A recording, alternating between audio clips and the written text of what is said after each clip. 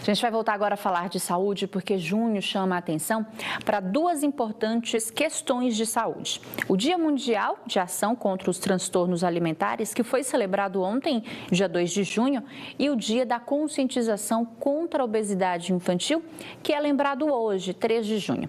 As datas servem de alerta para a importância da prevenção, do diagnóstico precoce e também do tratamento adequado contra a obesidade. E é sobre isso que vamos falar agora no nosso quadro Boa Tarde Saúde.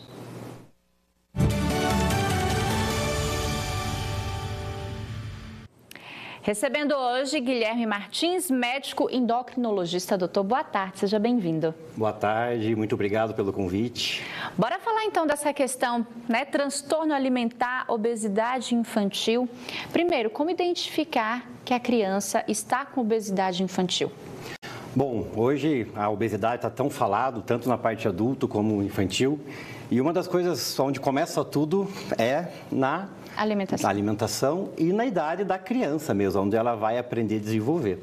Então, hoje, para você diagnosticar, você tem critérios hoje como índice de massa muscular da criança, curva de crescimento e desenvolvimento. Mas, basicamente, é pelo peso mesmo.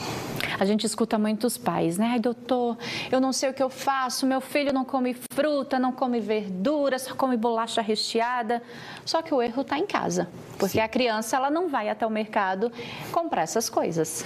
Com toda certeza, né? Eu falo que os pais são muitas vezes responsáveis pela formação alimentar da criança, né? A criança não pede e compra e vai lá, a criança tem o que tem em casa. Então, se os pais não fornecerem uma alimentação para a criança saudável, a criança vai imitar os pais. Então, isso que você falou é primordial. A criança vai comer o que o pai dá. Então, muitas vezes tratamos os pais, não a criança. Com relação às telas, influenciam? Muito. Hoje eu brinco que a gente vive no mundo obesogênico, né? Então uma tela com uma criança quietinha, parada, agitada, acalma, os pais ficam mais tranquilos. Mas a criança, ao comer e assistir, o corpo não sabe o que está comendo, qual que é o cheiro do alimento, o gosto do alimento. E a criança está, então ela não sabe o limite, a hora de parar de comer. Então é muito importante o controle das telas. Bom, falando de transtornos alimentares, né? Quais são os sintomas mais comuns? Como identificar ali que eu estou com um transtorno alimentar?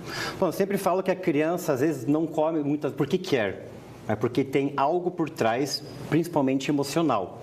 O hedonismo, o emocional da criança, dependendo do ambiente ou dos problemas que as crianças têm, ela vai procurar neurotransmissores, né, dopamina, serotonina, aonde? Nos alimentos, nos prazeres, assim como a gente também adulto. Então, os transtornos começam principalmente na parte emocional. Claro que tem doenças, tem outras partes, mas de maneira geral, hoje, o grande aumento do número de crianças obesas é por emocional. E a gente consegue identificar isso já na infância? Conseguimos sim. Então, quando você vê um transtorno, às vezes uma alteração no crescimento da criança, a criança muito compulsiva por alimentos palatáveis, doce mais à noite, ou às vezes muito ansiosa, você consegue fazer um diagnóstico e montar um tratamento adequado. Doutor, tenho ali a criança que já é uma criança que não come verdura, que não come frutas, né? Que não faz atividade física e que come, às vezes, muitos produtos industrializados. Como é que eu faço essa criança voltar a ter uma rotina mais saudável? Bom, o certo inicialmente é você apresentar essa variedade de alimentos saudáveis para a criança. Eu falo, o que são os alimentos saudáveis?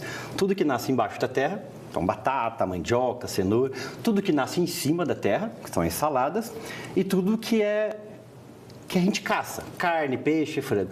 Você apresentar o que vem da natureza e não já querer apresentar o açúcar antes, porque você acaba acostumando o paladar da criança. Então, a criança, às vezes, quando vai experimentar um doce, ela não vai querer experimentar uma salada, ela quer ter algo que melhore o emocional dela. Então, você ter uma educação desde pequeno com o desenvolvimento é importantíssimo. E lógico, né? Os pais também são referências. Não adianta você pedir para o seu filho comer fruta, verdura, salada e no seu prato, né? Você não tem nada disso. Uma das coisas principais hoje, a cada 10 pessoas, 8 estão acima do peso. 70% da população brasileira hoje está acima do peso. E se os pais não se cuidarem, como é que as crianças vão querer ver o exemplo do pai. Então, esse é um fator causal também da obesidade adulta muito grande e o grande aumento das crianças. Por quê? Porque os pais são os espelhos dela.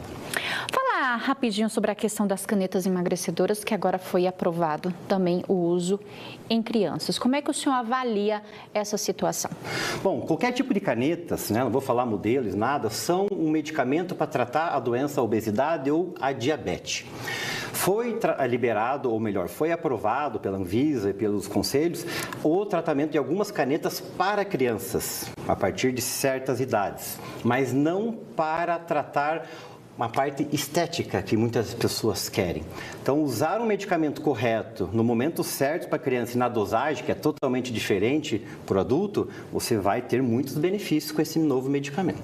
Voltando na questão da alimentação, o ideal para a criança, principalmente que está com sobrepeso, é aliar a alimentação com uma prática de atividade física. Com certeza. Os pilares fundamentais é a parte fisiológica, ver se a criança tem alguma alteração metabólica, fisiológica, a alimentação, ensinar o que a criança tem que comer, questão de proteína, carboidratos e atividade física. Hoje, atividade física todo mundo quer estético, mas não.